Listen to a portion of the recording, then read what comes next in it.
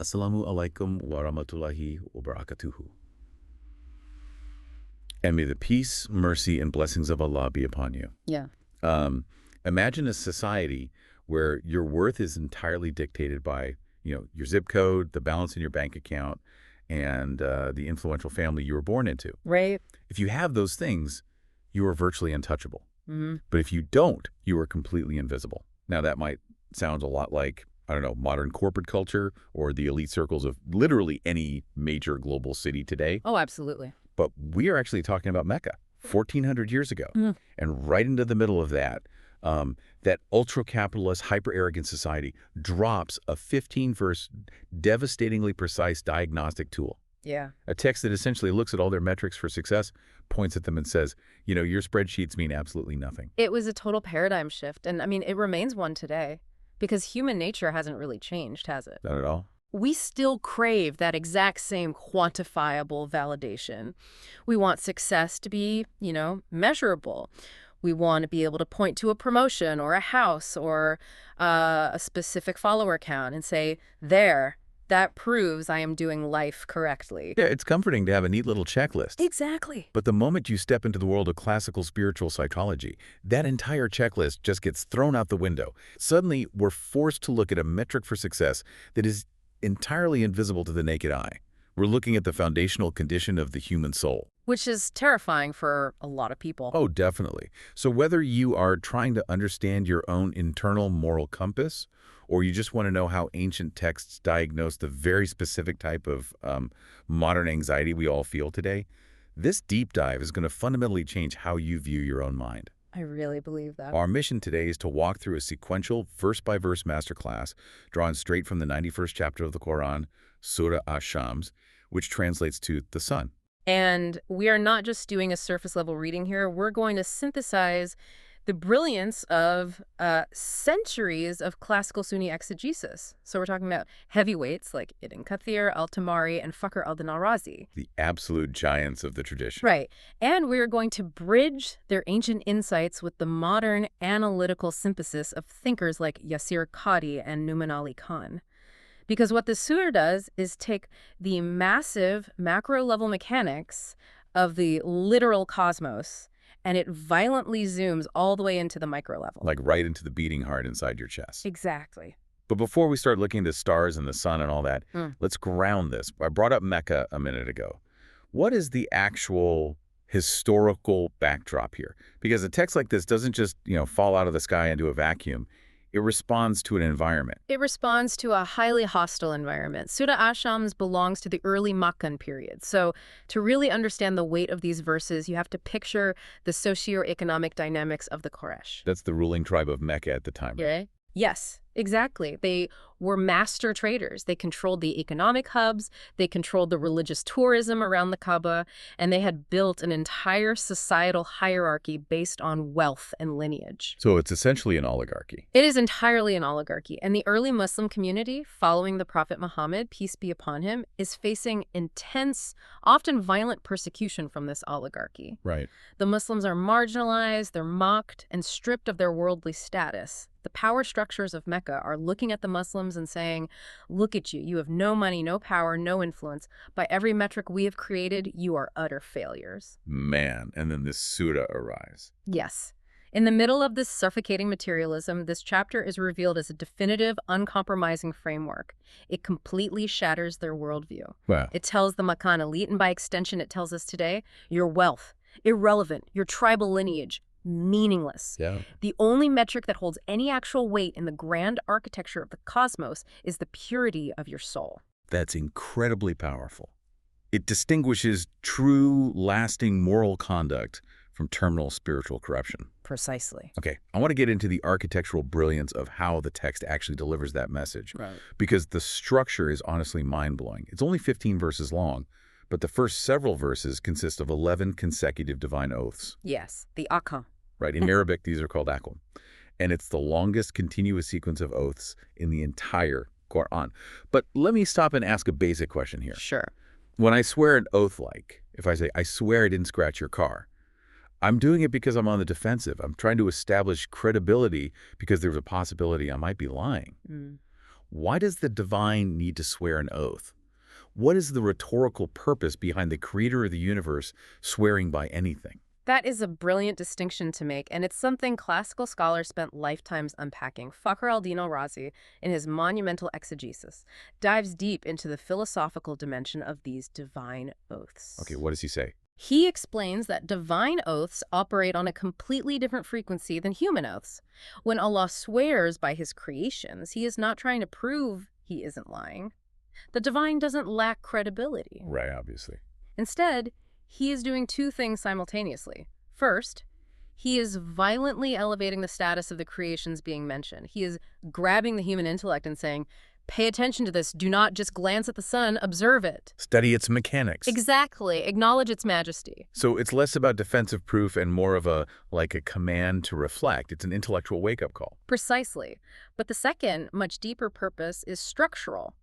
Razi points out that these consecutive oaths force the human mind to see the overarching unity of the cosmos through its binary oppositions. Binary oppositions, like what? Day and night, heaven and earth, sun and moon. The universe isn't a random collection of floating rocks. It functions perfectly precisely because of these opposing forces balancing each other out. What? And this sets up the entire premise of the chapter. These physical cosmic dualities perfectly mirror the opposing moral trajectories of your own internal soul. Think about that for a second. If you're listening right now, the text is basically telling you to look up at the sky, see how the universe operates in this incredibly delicate binary balance, and realize that your internal psychological state operates on the exact same physics. Yeah. That is profound. Let's dive right into the text itself.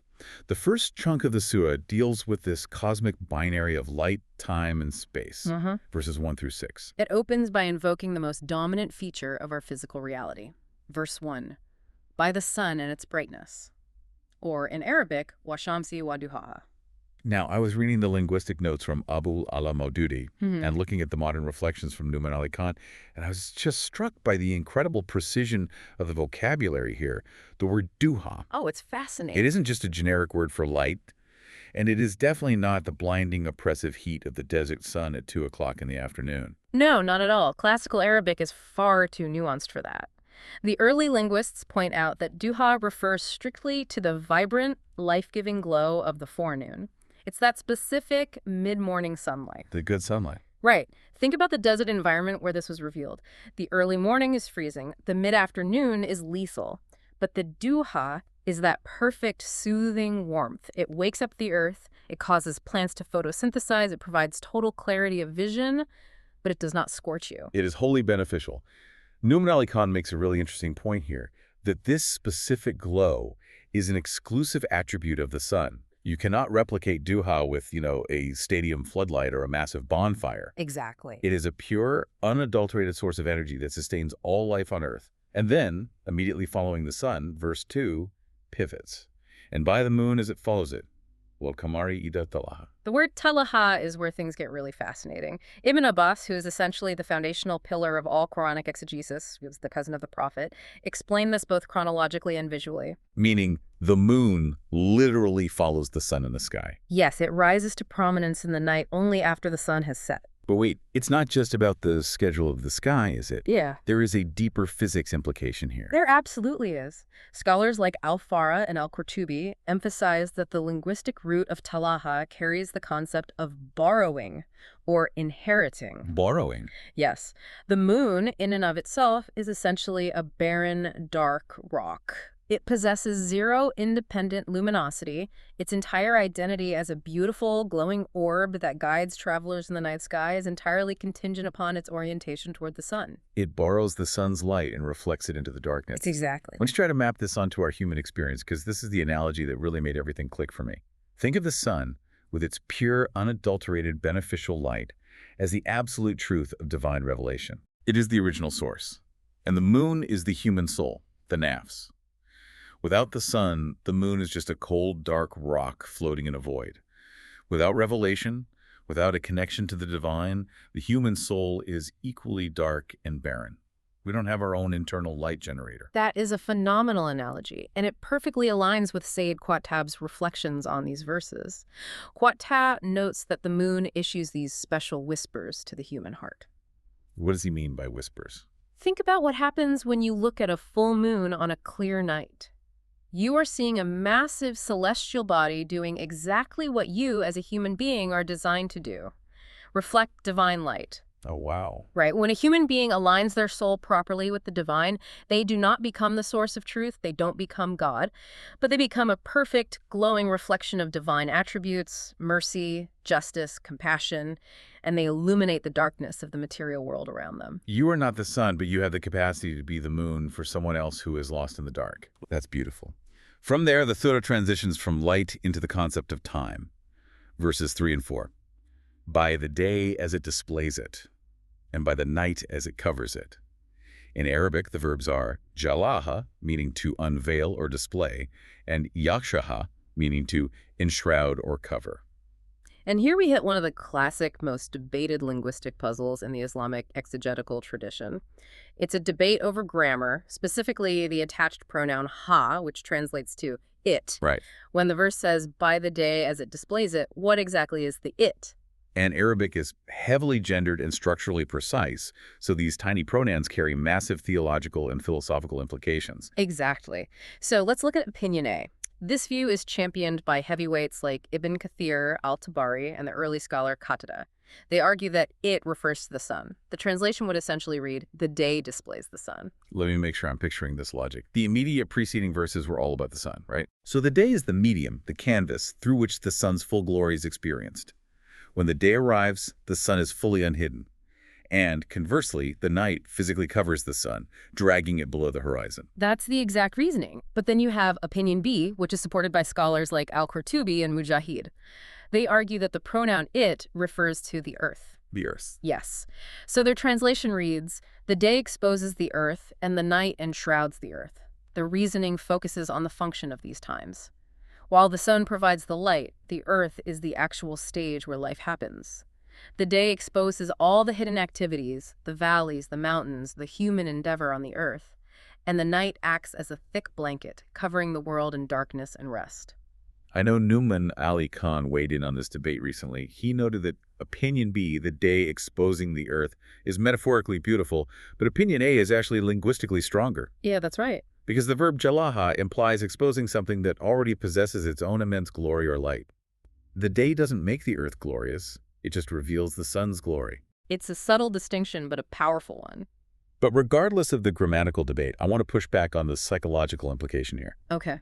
If we stick with our earlier analogy, that the sun is revelation and the day and night represent our internal spiritual states, does this oscillation imply that human faith is doomed to be totally inconsistent? Are we just destined to endlessly cycle between being spiritually awake during the day and spiritually dead during the night? Because if I'm being honest, that sounds exhausting. It makes spiritual growth sound like an unwinnable yo-yo diet. It is a profound concern, and it's a reality so many people struggle with daily. People feel immense guilt when their spiritual high fades, when the night sets in. But Sayyid Qutb's perspective on this is beautifully reassuring. How so? He explains that this cycle is not a punishment for being weak, it is a divine mercy. The human condition is simply not designed to be a static, unbroken plateau of spiritual perfection.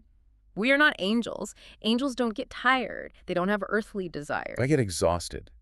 We get distracted by paying bills, by sickness, by grief. Precisely. Spiritual lethargy is a natural part of the human rhythm, just as the night is an indispensable part of the cosmic rhythm. If the sun shone for 24 hours a day, the earth would burn out. Oh, that's so true. But the lesson of the cosmic oath is this.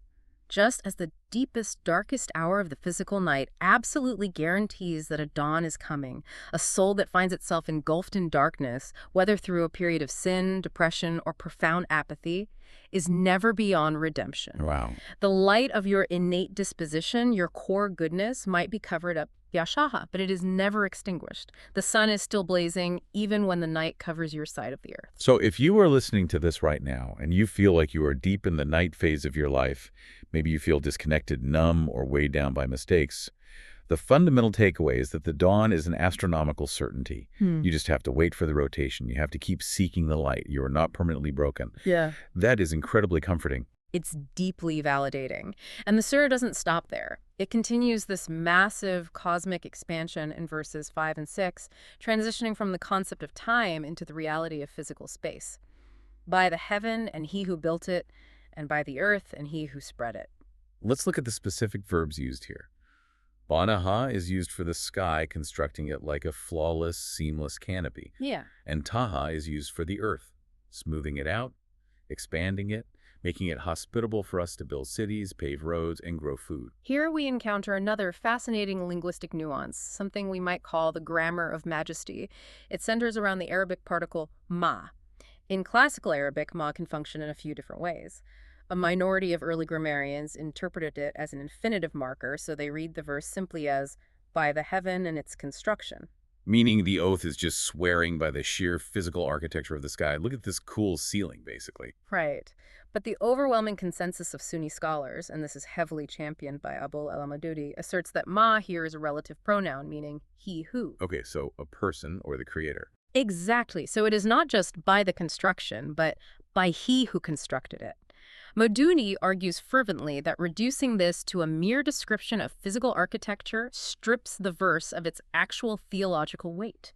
The oath is fundamentally drawing our awe toward the majestic architect, not just the building materials. It is the difference between admiring a painting for its brushstrokes and being in total awe of the genius of the painter. Yes, perfectly said.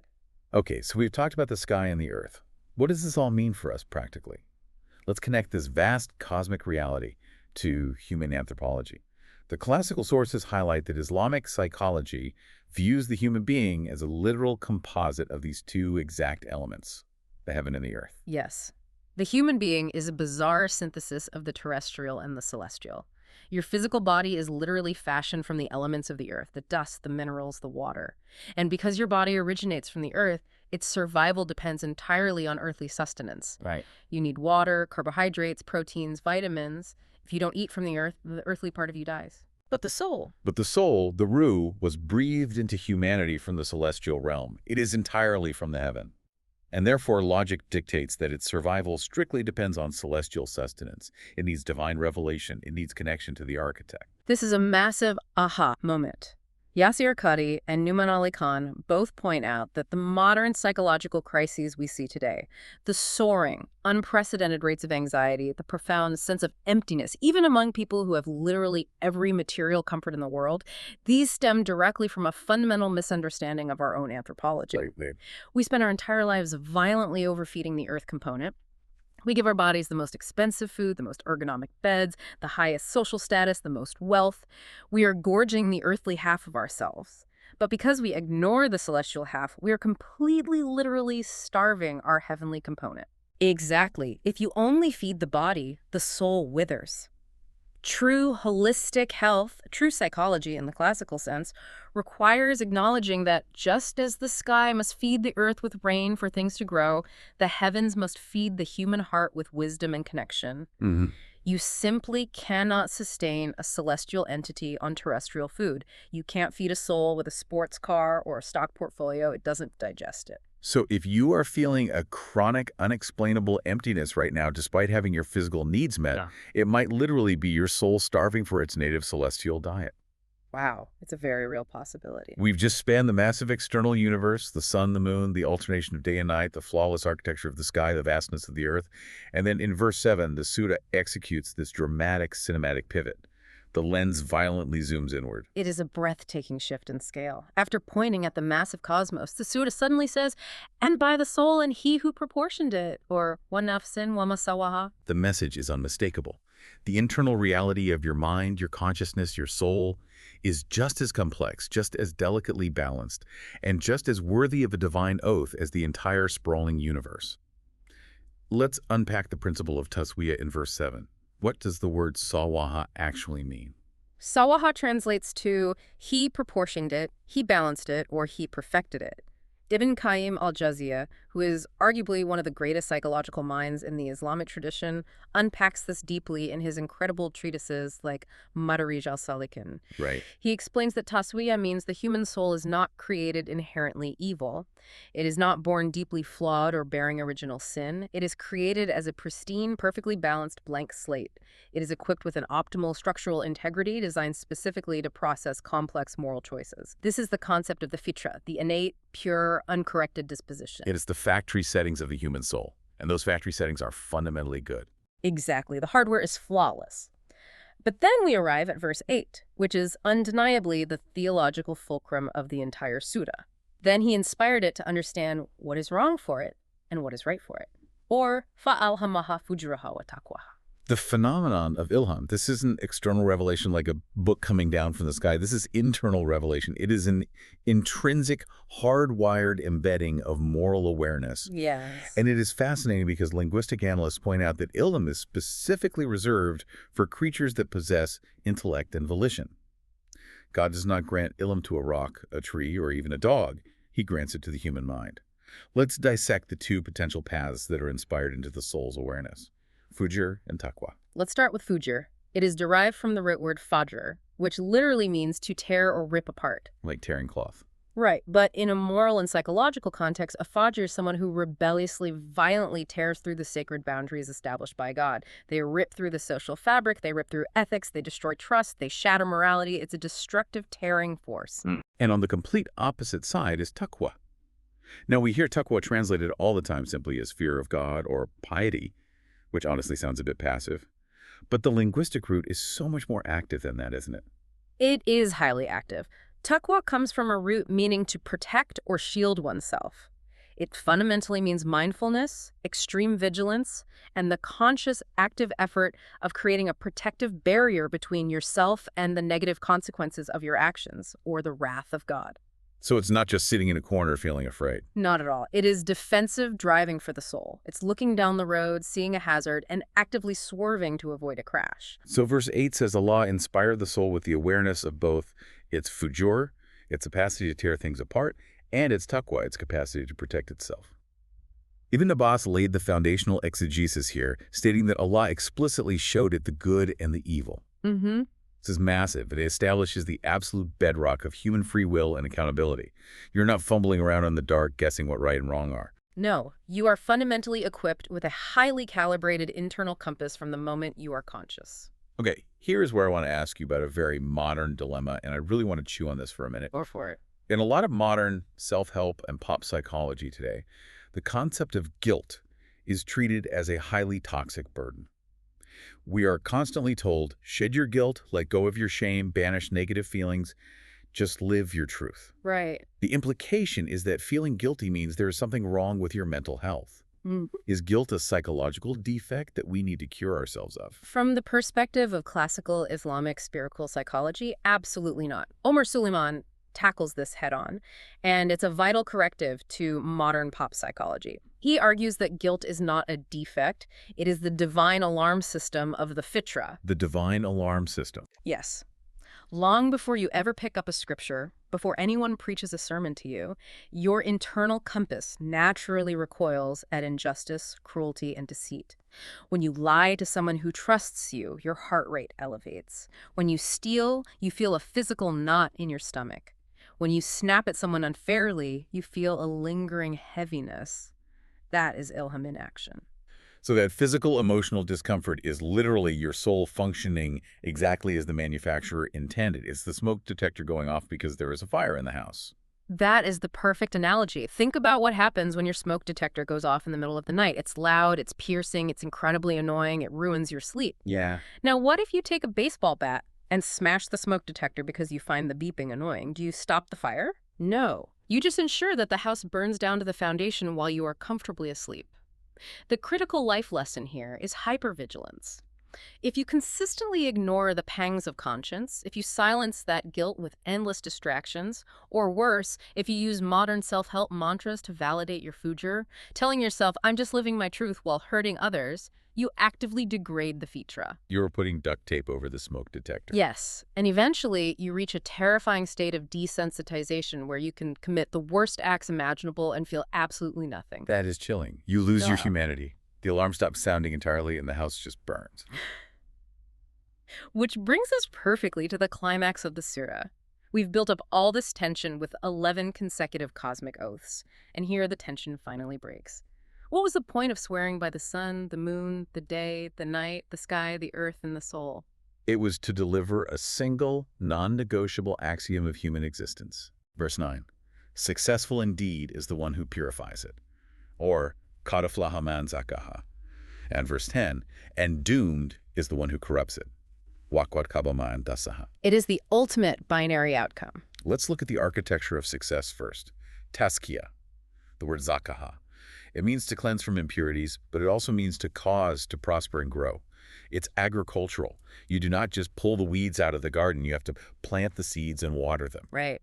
And classical scholars like al-Dahabi and Ibn Rajab meticulously documented the methodology of Tazkiyah. It is not just an abstract, warm feeling in your chest. It is a clinical, step-by-step process. What does that process look like? First, you have to clear the major destructive sins things that immediately corrupt the soul, like polytheism, consuming usury, or exploiting people financially, slander, and violence.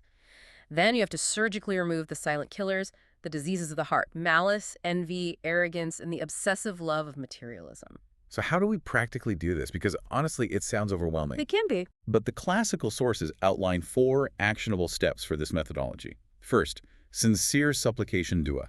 Why start there?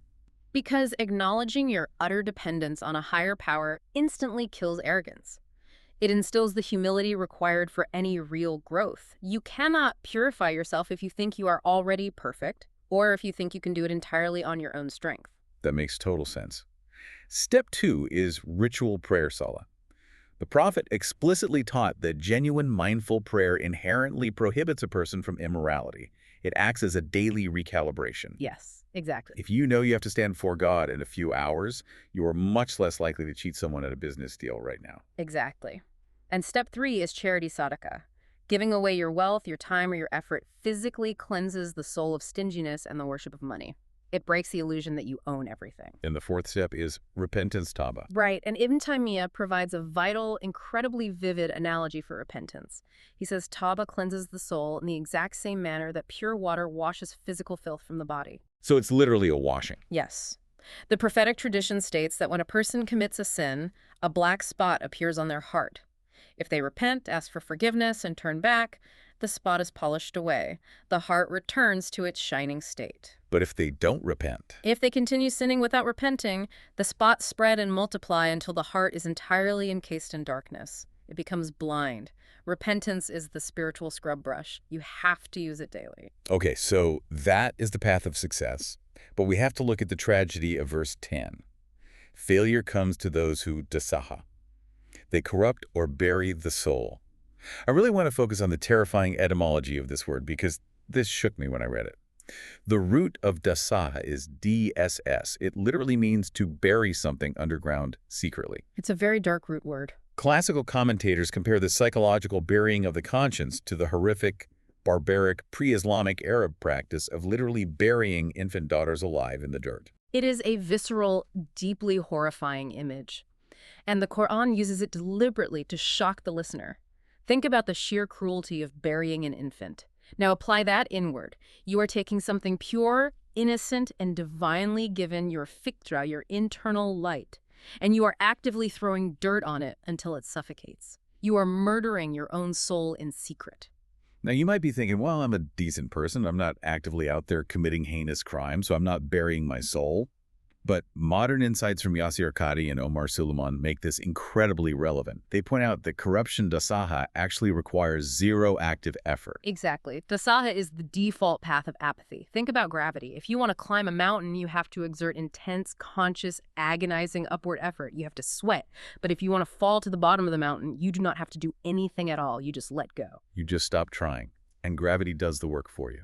Right. And we have to be honest. The modern digital world is engineered to be a gravitational black hole for the human soul. It is perfectly designed to facilitate dasa through endless, mindless distraction. We doom scroll for hours on end. Yeah. We binge watch television shows we don't even like. We consume endless streams of trivial information. We put headphones in the moment we step outside. We never sit in silence. We are constantly, frantically throwing layers of digital dirt over our internal voice so we never have to hear it ask the terrifying questions. Questions like, what are you doing with your life? Are you a good person? What happens when you die? Exactly. Wow. Apathy is the default path to decay.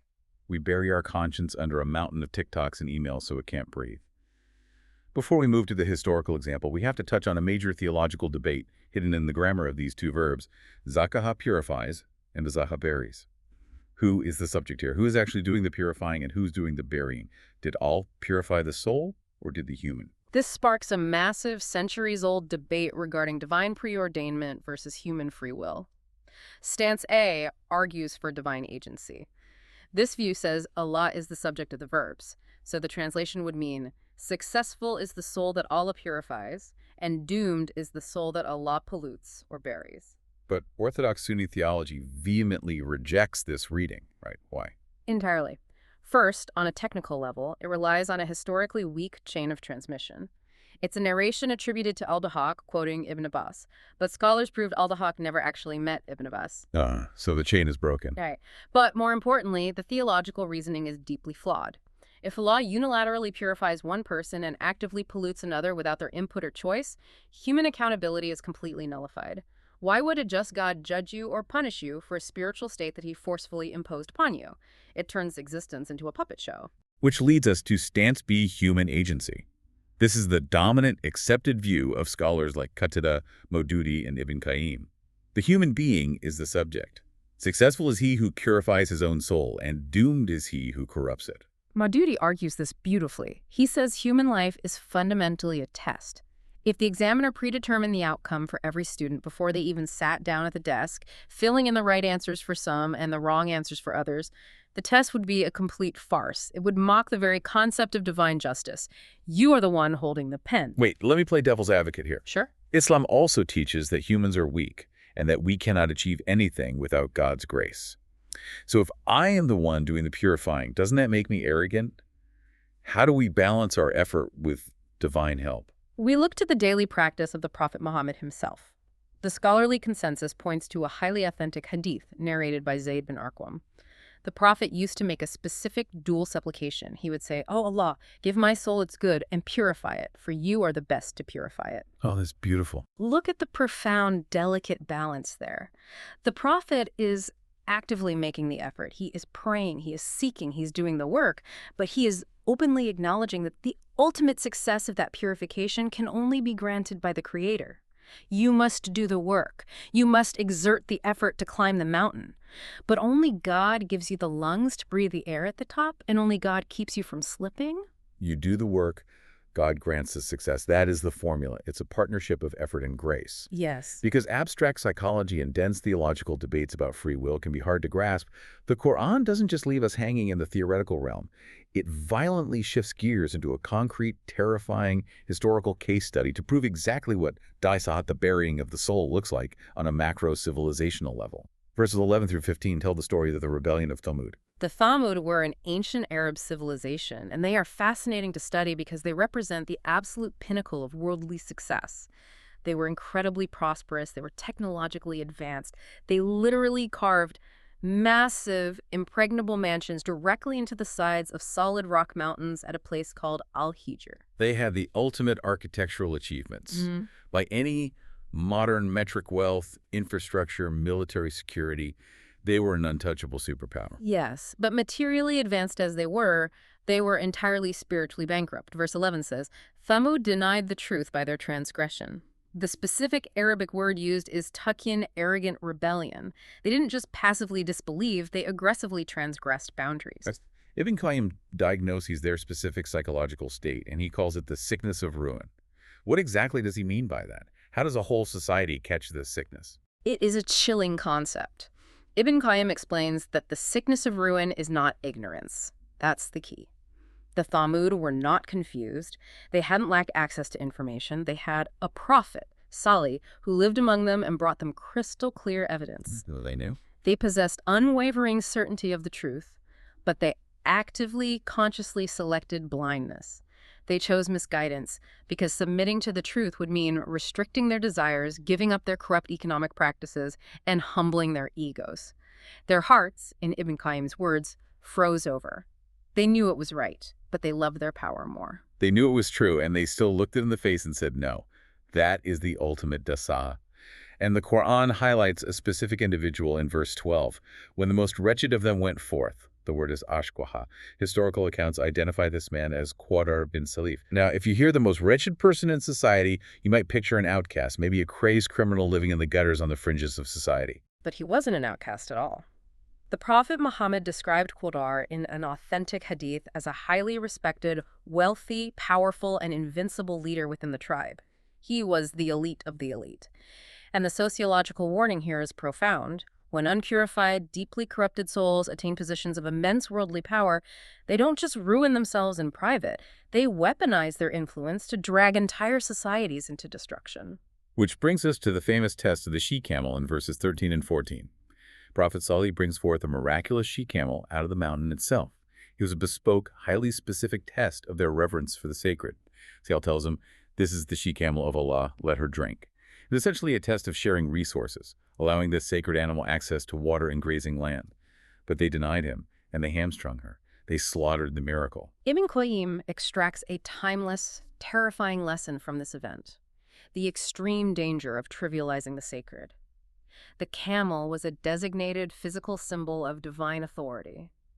By slaughtering it, the Thamud were essentially sending a message to God saying, "Nothing is sacred to us, we respect no boundaries, we own this land, we own this water, and we will do whatever we want."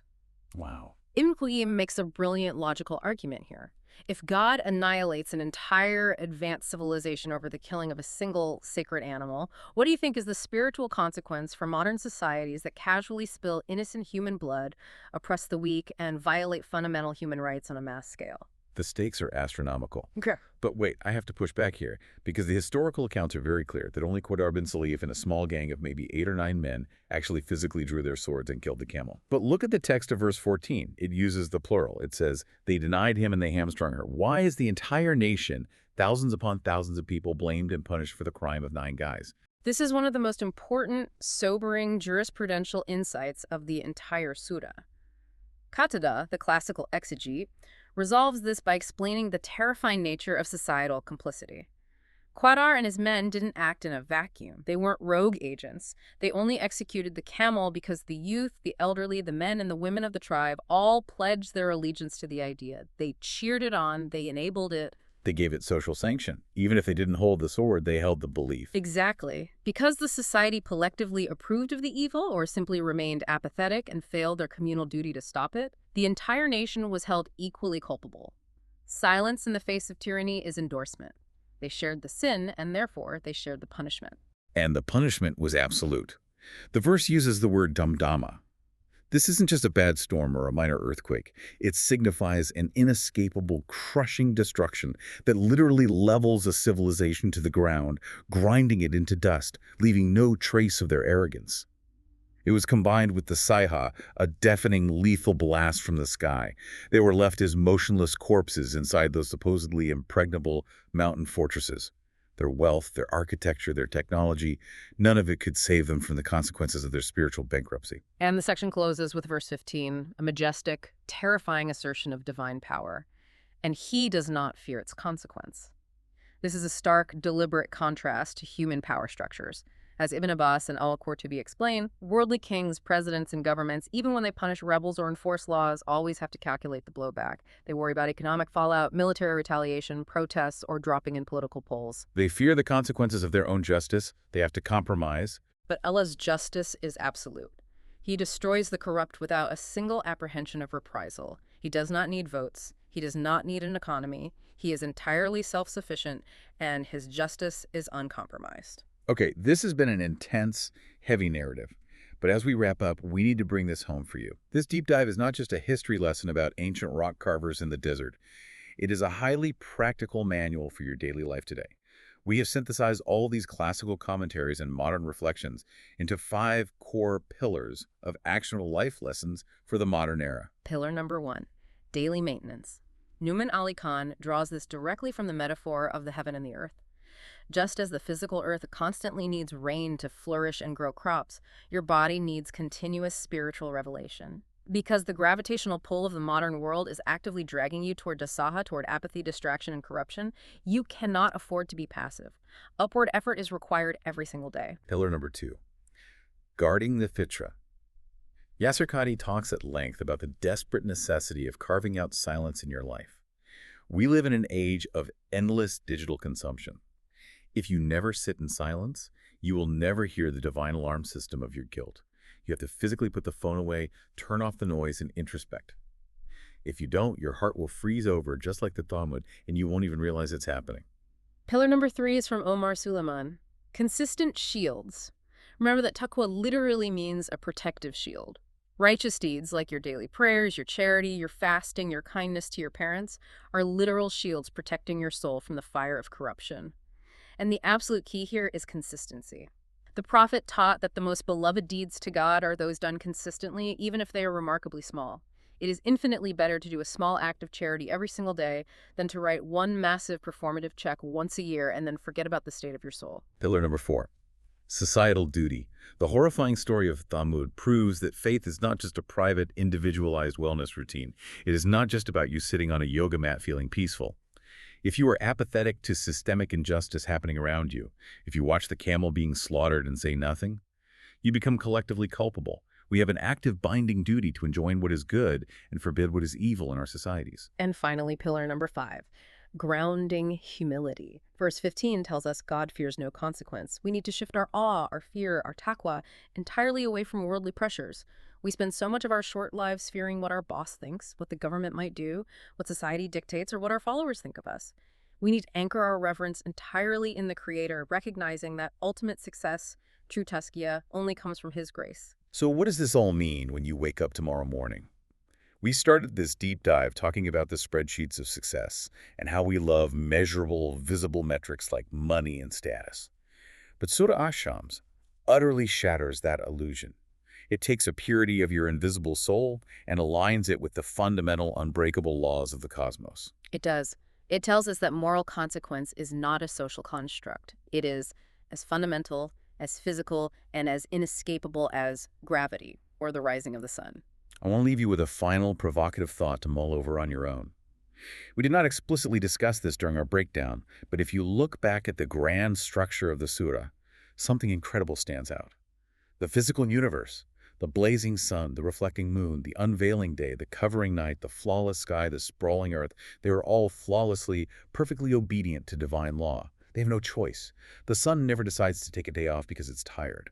The night never refuses to fall. They follow their cosmic programming perfectly, and they do it entirely to sustain your physical body. They are entirely submitted to the divine will. They are in a state of perpetual obedience. Exactly. The human soul, out of all the incredible massive phenomena mentioned in this surah, is the only element that possesses the terrifying burden of free will. If the entire cosmos unconditionally submits to sustain you, does your spiritual rebellion make you the only unnatural anomaly in an otherwise perfectly obedient universe? The sun rises for you. The earth grows food for you. Will you harmonize with the universe by choosing to actively purify your soul, or will you be the discordant note that buries itself in the dirt? The choice, the tazkiyah or the dasaya, is entirely in your hands.